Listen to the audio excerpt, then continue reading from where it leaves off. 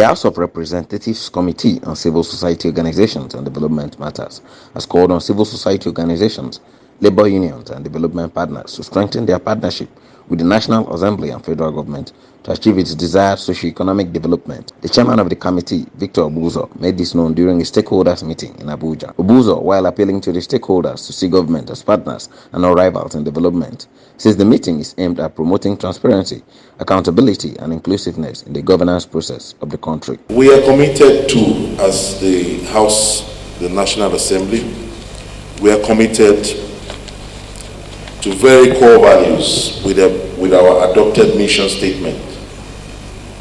A nation where civil society organizations and local and international donors, agencies work seamlessly with the government to address societal challenges and promote inclusive development to achieve the sustainable development goals. Our core values as a committee are the transparency, as we believe in the openness of our operations, accountability. We honor our commitments. We will take responsibility of our actions and learn from them. Innovation. We will leverage on technology as much as possible. We will be impartial. We are bipartisan with members of different political parties working together to find common ground and reach compromises. Also, excellence is key.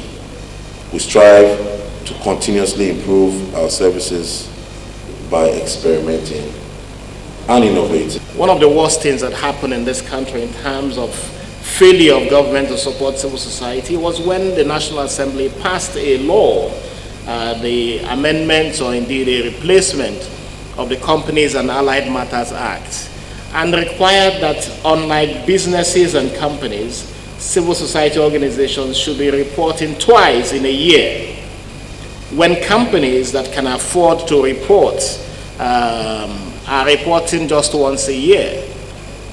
For us, this has been a major issue.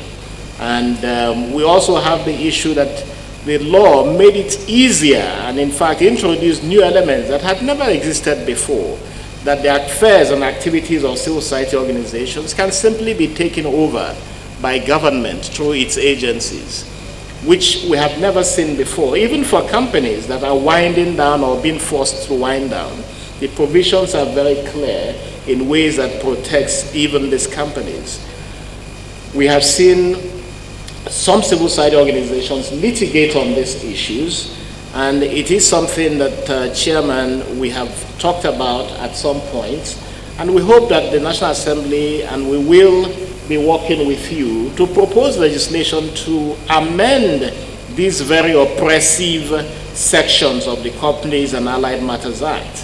It is because of these oppressive provisions that we have even seen some civil society organizations begin to talk about self-regulation in a way that is actually self-deprecating, meaning that they are even making provisions and creating guidelines to even further hamper themselves when they talk about self-regulation. Probably the current assembly may be sincere, and that is may because we have had meetings like this where we took tea and we had lunch and nothing happened thereafter. So it's just about talk and no action.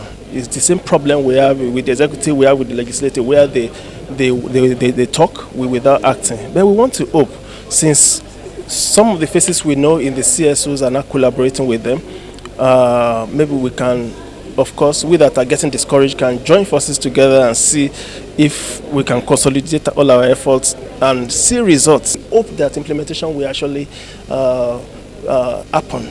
Implementation in terms of why they are regulating us, the CSO, they should not do it with the mindset of just like you had there being a bulldog.